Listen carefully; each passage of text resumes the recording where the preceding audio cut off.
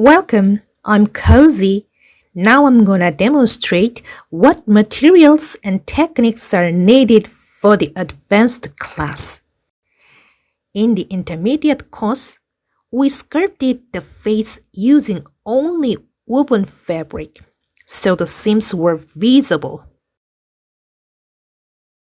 We're gonna do the same needle sculpting first, then cover the face with the sheer stretch poly fabric and sculpt the eyes, nose, and mouth again over that layer.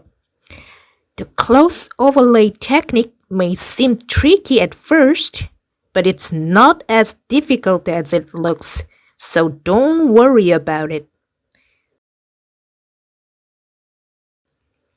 But the body is made of cotton only.